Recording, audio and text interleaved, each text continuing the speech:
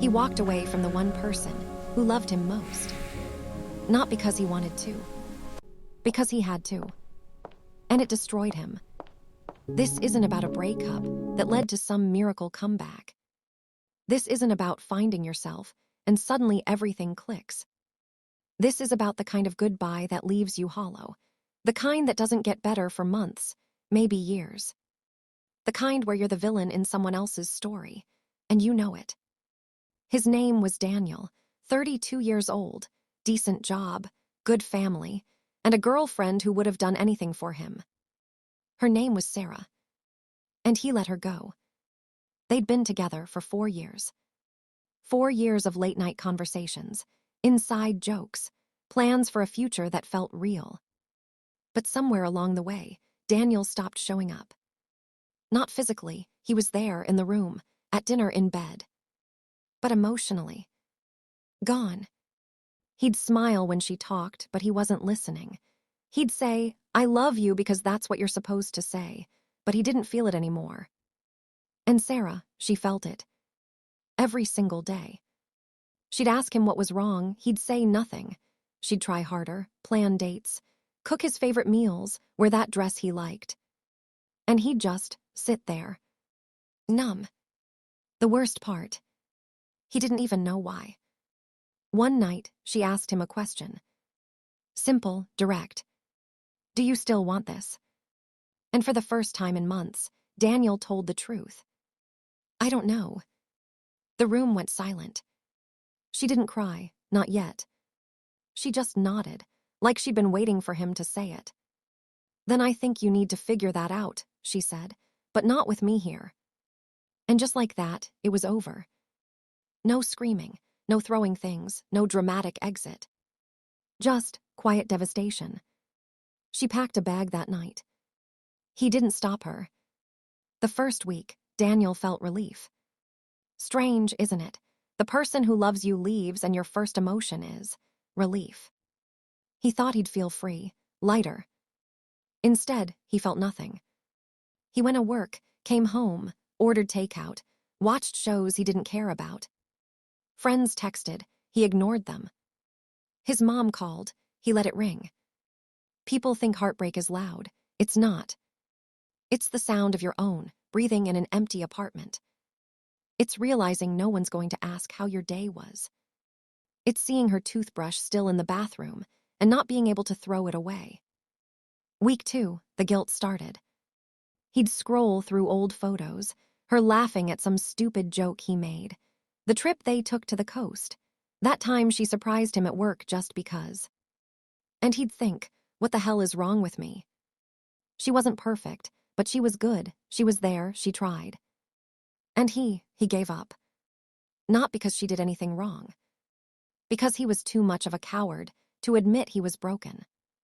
He started drinking more, not enough to be a problem, just enough to sleep. He'd lie awake at 3 a.m. replaying every moment he checked out. Every time she reached for his hand and he pulled away. Every time she said, "I miss you," even though he was right there. And the worst part, he knew he couldn't go back.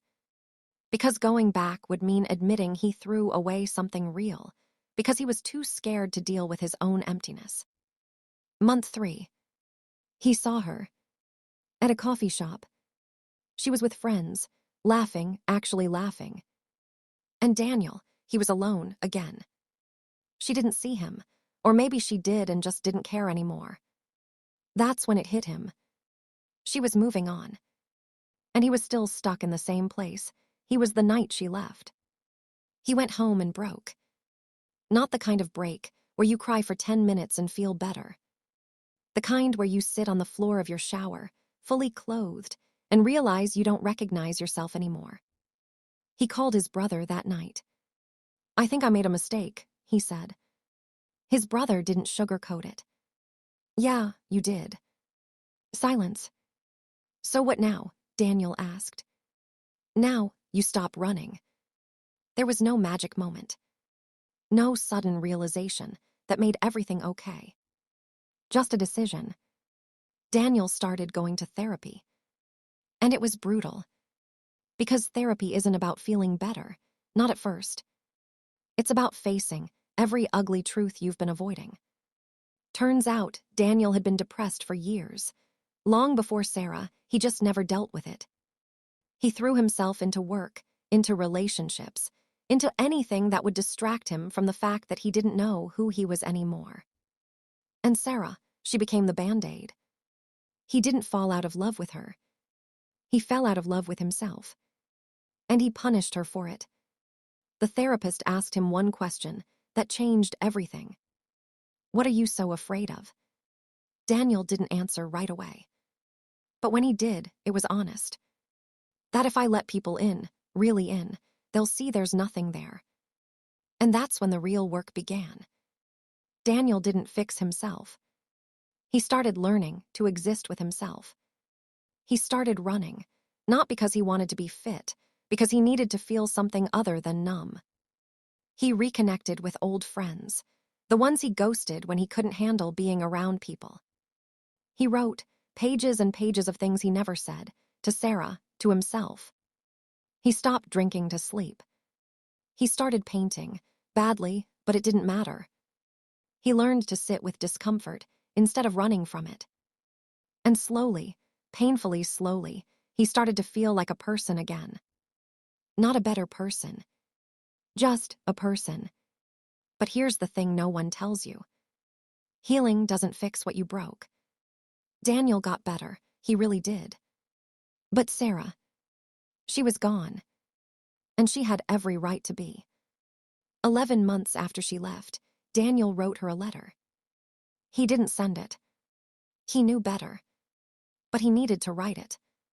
Sarah, I won't ask you to forgive me. I don't deserve it. You gave me everything, and I gave you nothing. You deserved someone who showed up, who fought for you, who loved you the way you loved them. I wasn't that person. And I'm sorry. I'm not writing this because I think we should try again. We shouldn't.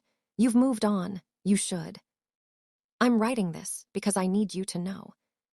It wasn't you. It was never you. You were the best thing that ever happened to me, and I was too broken to see it. But I'm working on it now, not for you, not to get you back. For me. Because I never want to hurt someone like that again. Thank you for loving me when I didn't love myself. And thank you for leaving when I couldn't. I hope you're happy, I really do. I hope someone loves you the way you deserve. Goodbye, Sarah. For real this time. A year later, Daniel ran into her again. Different coffee shop, same city. This time, she saw him. She smiled, polite, distant. Hey. Hey. They talked for 5 minutes, surface stuff, work, life, the weather. And then she said something that gutted him.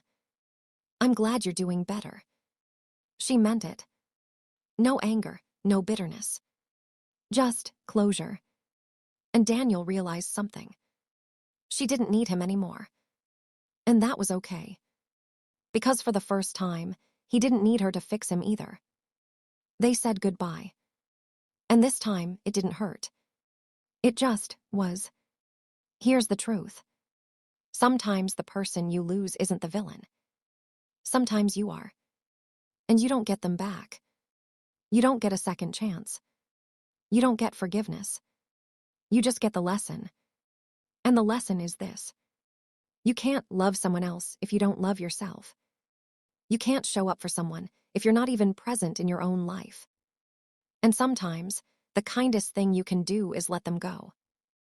Not because you don't care, but because they deserve better than half of you. So if you're watching this, and you see yourself in Daniel, if you're the one who's checked out, if you're the one who's going through the motions, stop. Don't wait until they leave. Don't wait until it's too late. Do the work now. Not for them. For you. Because one day, you'll wake up and realize you destroyed something real. And no amount of regret will bring it back. If this hit you, don't just scroll past it. Sit with it. Share it with someone who needs to hear it. And if you're the one who needs to hear it, start today.